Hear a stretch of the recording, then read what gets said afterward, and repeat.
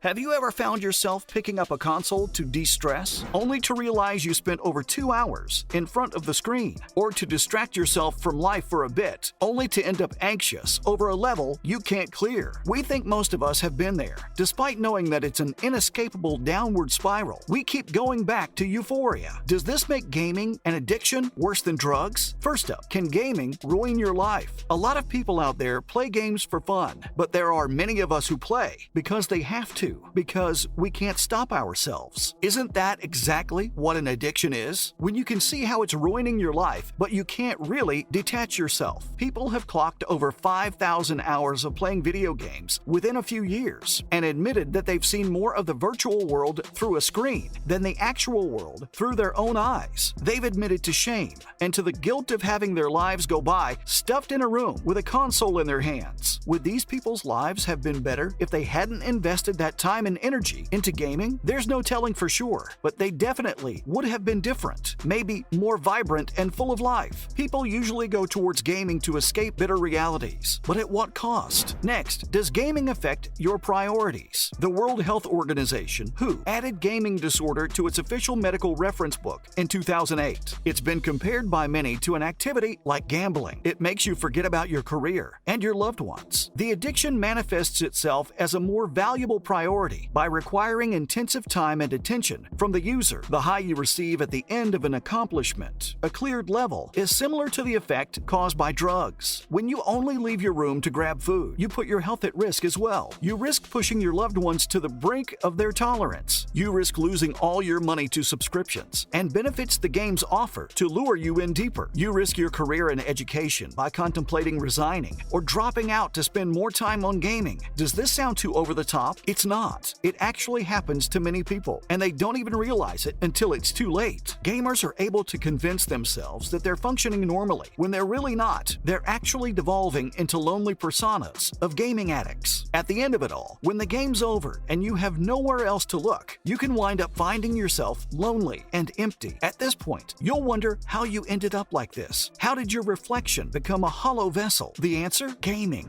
And now for gaming escapism. Imagine this. You walk into your room, close the door, turn off the lights, shut the curtains, and start gaming. What does it feel like? Peace? That's escapism. A nightmare dressed like a daydream. Yes, we really did just quote Taylor Swift. Now, we know you might be thinking, what's so wrong with that? It's a harmless game. And technically, you're not harming anyone but yourself by getting addicted to it either. Well, if you really think such a self-destructive tendency isn't something to be concerned about, we're here to tell you otherwise. There's a book called Ready Player One by Ernest Cline. It explores the concept of an augmented reality where everyone lives in the dark, pretending to be someone they're not, in a world that doesn't exist, often forgetting to eat or sleep and letting technology take over their lives. The underlying message of this book is that escapism can very well drive an AI simulation to take over the world because of how easily people embrace the concept of a simulation helping them forget how miserable they are. Next, we discuss gaming and depression. In an article in Financial Review, Ryan Event asks, why are young men giving up work for full-time gaming? He interviews many young men and finds out that most of them are working just enough to pay the bills and sustain their gaming subscriptions. When asked if they'd rather work more and spend on other luxuries, they respond with, why bother? Preferring the predictable world over the uncertainties in the real world. In their point of view, social interactions are scarier than grueling battles because games are straightforward. People in instances in real life